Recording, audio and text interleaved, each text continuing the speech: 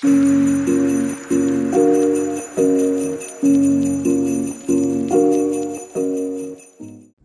everyone, welcome back to my channel. We are continuing our 12 days of Christmas, which is 12 videos coming out to you back to back to back through the beginning of December. So today we are getting very festive. We are going to be doing some hot foiling using a Pinkfresh Studio Ornaments die, foil plate, stencil, and stamp bundle. I purchased this, I think, last year. So in 2022, and it is just one that I continually reach for. I find it very versatile for lots of different things. You can do so many techniques and different things with it just because of the versatility of that bundle itself. So like I said, I'm going to do some foiling. So while I let my glimmer machine warm up, I went ahead and did a bunch of prep work. So I have a whole bunch of different varieties of Spellbinders glimmer foil here. Remember, this is glimmer foil, not toner foil. They are very different.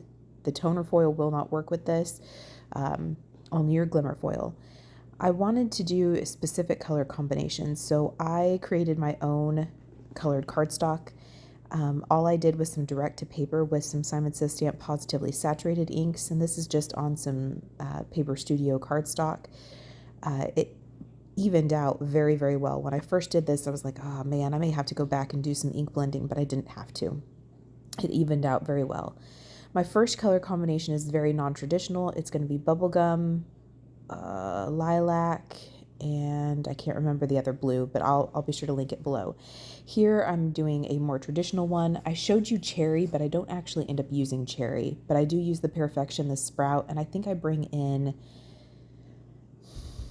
clover, but I'll show you that when we get to it. So I wanted to create a little window so that these ornaments could almost look like they were hanging in the window.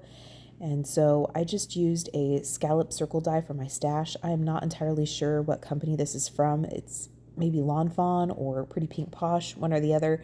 But any shape you want will work. This is just what I chose to go with today. I used a cream colored card base. And so my intent was to have that cream colored card base show through. But if you didn't want to have a cream colored card base show, your colored card base show through, you could use that negative piece that comes out. You could use the actual die as an ink blend over it or whatnot, so that you could get a different color behind it. Here I'm showing you a stamp set. I'm sorry, I don't know who made this stamp set. If you have it and know who made it, let me know in the comments below. And here is that Pinkfresh Studio Ornaments bundle. That die set that stamp set that I'm not sure who it's from does come with coordinating dies, which is fantastic. I love that companies are starting to do this now, particularly for sentiments. I know that it's pretty common to do coordinating dies with images, but more and more companies are getting your dies that coordinate with their sentiments, and I love that feature because I am not a good fussy cutter, and I do not enjoy fussy cutting either. So I really appreciate when companies have coordinating dies with their sentiments. I showed you some of the foils that I was using. Again, those are all Spellbinders foils, but any glimmer foils you have would work. Again, make sure they're glimmer foils and not toner foils. I am going to use these colored cardstocks that I made in order to cut out those sentiments, and we're going to do some embossing on those, heat embossing later. So I've let my glimmer machine heat up. I'm using HAMMERMILL cardstock as my cardstock of choice for my foiling. I find that works the best for me. Here I have some heat resistant tape. This I actually purchased off of Amazon to help me with my heat press when I would do shirts, vinyl on shirts, but I find that it works really well for here also. The reason why I like this tape is because when it gets hot, it doesn't get gummy. And so I find that very helpful. And so what I've done is I've taken my HAMMERMILL cardstock, and I use a bigger piece of cardstock. I just find that lessens my stress level of having to be really particular and careful when I line things up.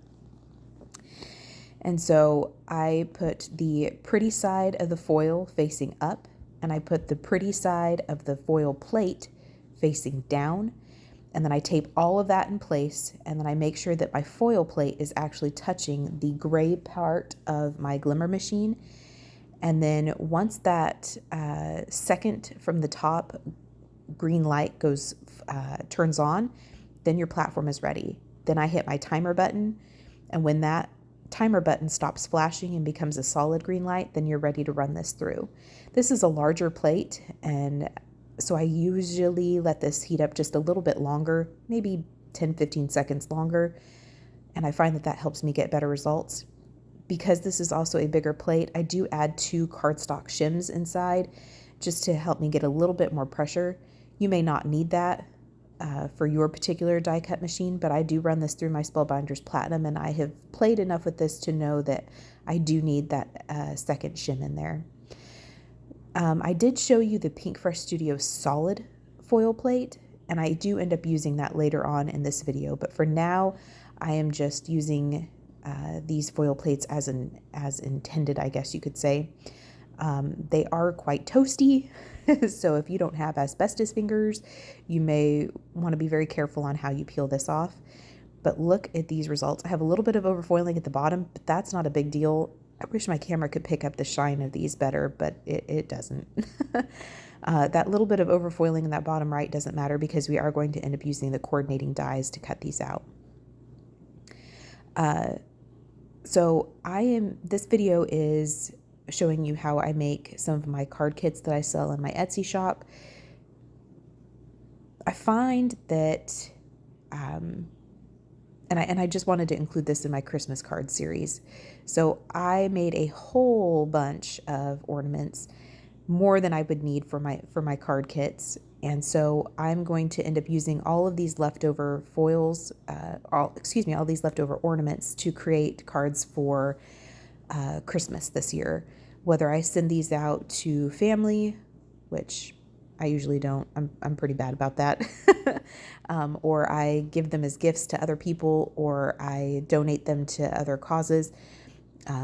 That's where these extras are going to be used. So they're not going to go to waste. In fact, I put all of them into a little storage pocket so that when I get the chance, I can use all these extras and make some more cards. But for today's video, we're going to make ornaments in a more traditional color palette and then in a non-traditional color palette.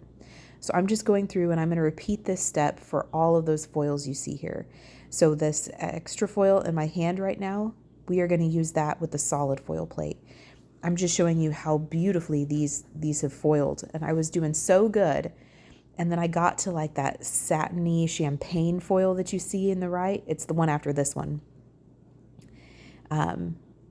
And it foiled beautifully. But when I go to use the solid hot foil plate, it didn't work at all. I don't know. I mean, I love that foil. I think it's so beautiful. That's probably my favorite foil that I have. And I have several packets of it because I like it so much. But when I go to do like the solid hot foiling, it doesn't foil. So it was really weird. I do have some sections where it didn't necessarily like double foil, and it didn't necessarily like not foil. It just like skipped, I guess you could say. And so those I don't include in my card kit, but it does still leave like an impression. And so I think it's still beautiful and I'll still be able to use them. They weren't bad enough that I felt like I needed to trash them. They weren't salvageable. So here we're moving on to the solid hot foil plate. This is like the most satisfying thing ever. First off, look at that shine. Isn't that gorgeous? So fun. Foiled perfectly. And then I will do the same thing. I will die cut those out and use those on cards also. So this is just what it leaves behind. So beautiful. And I end up going through and doing that for all of those extra pieces of foil. And I was thinking to myself, man, this is an awesome foiling session. Everything is going perfect. And then I get to that satiny one that's my favorite, and it doesn't do this. It doesn't like foil. So I spoke too soon. But anyway, I'm going to go through and foil all of these at the same time. That's one way when you're mass producing to make things go faster. See, this is the one. Like nothing there. Like what happened? So I tried it again, and I tried adding like another shim. I tried letting it sit there longer. It still didn't do anything. So I don't know what was with that one. But anyway, so I'm going to go through, foil all of these. Sorry, you can see my mug in that foil, but that just shows you how absolutely shiny these are. So here is the colored cardstock. So you can see kind of the colors that I chose. I'm going to use these coordinating dies. I'm going to die cut all of these out. And then I'm going to do gold heat embossing with Ranger embossing powder on the red and green. And then for the pink, purple, and blue color combination, I'm going to use silver embossing powder. And I'm going to treat these. I've done embossing in a lot of my videos.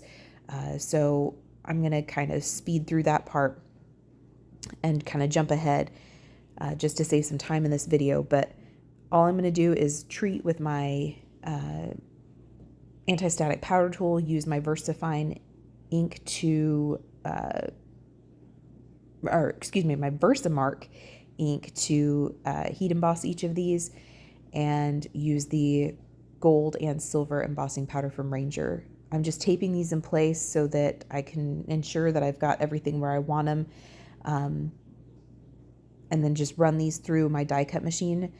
The reason why I'm die cutting first is because the ones that I'm taping down now, the stamps have like a very thin little like loop or tail that comes out, and that can move depending on how you set it onto your MISTI. And so if you die cut first, then you can kind of manipulate that stamp, that photopolymer stamp, into that negative place, negative space, so that when you go to stamp it, you're not cutting off some of your image because your stamp moved, if that makes any sense. It just helps ensure that you get your full image with less warping if you die cut first and manipulate your stamp into the die. So here we're moving on to the stenciling. There are 3 stencils in this particular set. I'm going to do the non-traditional color palette first. Something to keep in mind with this particular stencil set is that some of these open spaces overlap. So you don't want to use complementary colors like red and green, because they are going to make like a muddy gray color. And so that's why I showed you cherry, but when I went to do this color combination, I was like, oops, I don't really want muddy gray on here. So that's why I brought in a different kind of shade of green, so that it wouldn't give me that. So this color combination is, there's my little Peyton Jean. She's going to help me stencil today. She loves blending brushes, so she's pretty pumped to help mommy stencil today, and ink blend. So that's why I switched that over from the cherry into, I think I used clover, just so that when I ink blend, we don't get that muddy soupy color. Here, for this color combination, it doesn't matter because these are all next to each other on the rainbow, so they're going to blend well together. So that's just something to keep in mind. I could have used like a smaller blending brush. I could have used more masking. But again, I'm mass producing. I'm making several of these. And so I didn't want to spend that kind of time. If I was just making one card, doing this one time, I probably would have done some masking. But because I'm not, I did not want to do that. So here I'm just going to do all of these the same way. All of the silver ones, I'm going to go through, and all of the first layer are going to be this purple. All of the second layer are going to be the next color. And I'm just going to do that on all of them. This stencil here, that bottom left kind of diamond shaped ornament, has a very, very thin, it's only connected to the top. So when I go to ink blend that one, I'm not going clockwise and counterclockwise. I'm starting at the top and making strokes down. Just because that is so thin and it's not connected at the bottom, it shifts. And so that's something to also keep in mind with that particular one. But we're going to go through and ink blend all of this. Is the bubblegum pink, and then I'm going to use the blue as that final stencil. And we're going to do that color combination on all of these ones that are foiled in the silver. So here's all of those ones done. We're going to move on to our more traditional color palette next. I'm going to clean off all of my stencils, and here we go. So, oh, I used Lucky, not Clover. So we've got Sprout, Perfection, and Lucky. So again, just going back to not wanting to make muddy brown soup. So we're going to do the same thing here. All of these gold ones, all of the first stencil that I use are going to be in the Clover. Then the next one's going to be a different color, and I'm going to do that for all of them. Just the exact same thing we did with the non-traditional color palette we're going to do here. So I'm not doing anything fancy ink blending wise. It's just a flat color. So I'm going to go ahead and show you what those all look like. And these are really pretty too. And I like how all of these greens kind of blended together. You got some bright green, you got some more olivey green, and then you get some more like Kelly green, which is really pretty. I love this die. So I love that the foil plate foils all of these at once, and I love that this die cuts them all out at once. That is such a huge time saver, and more companies are doing this also. So I went ahead, did a whole bunch of die cutting off screen, die cut all of my sentiments. I die cut all of these ornaments, not only the colored ones that we stenciled in, but also the foiled pieces that we did with the solid foil plate, did all of those. So now we're going to move on to our heat embossing, again using my anti-static powder tool, just because these papers did sit overnight, just because that's how my crafty time went. So they did sit overnight. So they are dry, but I did go ahead and heavily treat them with my anti-static powder tool just to ensure. This is the more traditional color palette, so I'm going to use my VERSAMARK ink. I went ahead and set each of those dies into their negative piece so that when I go to stamp them out, I am not chasing around a whole bunch of little pieces. This also helps save time. And I'm going to do all of my heat embossing at once. All of these stamps lined up beautifully except for the word seasons. For some reason, I just could not get that to line up in the stamp correctly or into its die correctly. I really struggled. The tails kind of go off kilter a little bit. It wasn't bad enough that I felt like I couldn't use that particular die, that particular word, but it didn't line up as good as the others. What I could have done is just go ahead and cut off those tails and not even worry about them, like from the die, not necessarily from the stamp. Just cut off those tails from the die. I could have just not stamped those and used a VERSAMARK pen to kind of draw in those tails. Those are options for if you have a stamp that you're just really struggling to get it to line up right. One other thing that I did that I have been kind of experimenting with is heat setting from the back. I saw someone else mentioned how they had better heat embossing results when they heat set from the back, and so I've been trying that, and I agree. So here's the silver embossing powder I'm using from Ranger for these non-traditional colors. I discovered that I indeed did get better results when I heat set from the back. It was just a lot smoother. I'm not sure why that is. I don't know if it was just a fluke for this particular crafting session, but I tried it here and it was true. Like, it was just much smoother. Anyway, so that's something to think about if you're discovering that you're getting like really bumpy textured results and you would like something a bit smoother. Try heat setting your images from the back and see if that helps you. Here I have some instant dimension tape from Altenew, and I did discover that I had to kind of trim this down a little bit. It was just too wide to fit behind this white window here. I did trim this window down a little bit, so about 1/8 of an inch on each end, just so that I could have a little bit of that cream colored card base show through. I liked how that looked. You obviously don't have to do that if you don't like that. Here I'm just taking some non-stick scissors and cutting this in half so that it's a little bit thinner and won't show behind our window. And I'm just going to coat all of this with some foam tape from the back, and then we are going to adhere this down. Here I'm going to show you what I was meaning with the whole like smoother results when you heat set from the back. So the one on the left, the greetings, I heat set from the back. The joy, I did not. And it's a pretty drastic difference. Like I said, I'm not sure if that was just a fluke for this particular crafty session or what, but definitely something I'm going to continue to experiment with and see if it works better for me. So here I'm just arranging my ornaments how I like.